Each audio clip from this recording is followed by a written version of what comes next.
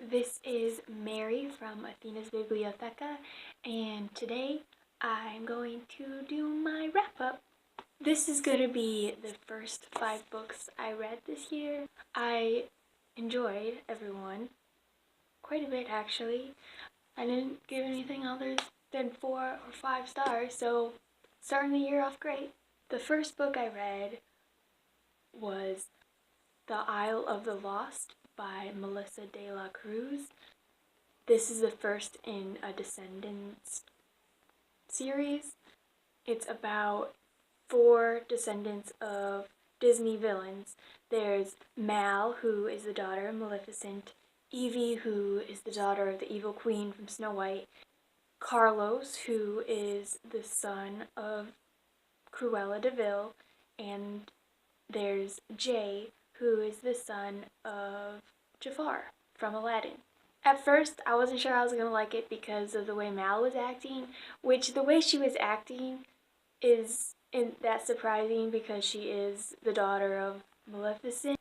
But after I got over that, it was really good, and I enjoyed seeing their friendship that they would never call friendship developing throughout the story and their little group getting together. It's just such a fun story.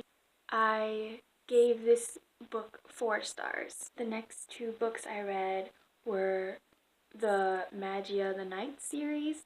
There's only 2 volumes in this manga. It's about this guy who wants to become a demon hunter because his parents were murdered by demons, and he wants to kill the demon that murdered his parents. He goes to Beethoven, who is a well-known demon hunter, so that he can be taught how to become a demon hunter. Beethoven uses music as his magic to defeat them, and it was really good, except I wish it was longer of a series. Like, if it was like 6 volumes, I think they could have ended it really well or something, because towards the end it felt a little rushed, and there's some questions, they're not like the most important questions to be answered, but there's still some questions left that you're like, but what about this? So that's sad, but I really did like the story, and the art in this is fabulous, and I loved the art style a lot. I gave them both 4 stars. The 4th book I read was All Fall Down by Ally Carter. I love Ally Carter. I've read quite a bit. I read her High Society and I read her Gallagher Girls series, and I loved both of them a lot, but I never got around to the Embassy Row series. I was able to get this from Book Outlet, and I was super excited when I got it, and when I read it, it did not let me down. I loved it so much.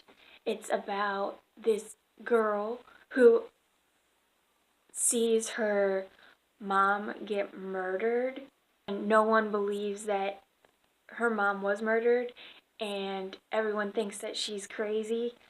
It's about Grace, who's the main character, trying to find her mom's killer, and it's so fun, and the plot twist at the end just makes you want to read the sequel, but I don't have it, which is very sad. I can't wait to get it though, because that ending though. I ended up giving this book 5 stars because it's just that good.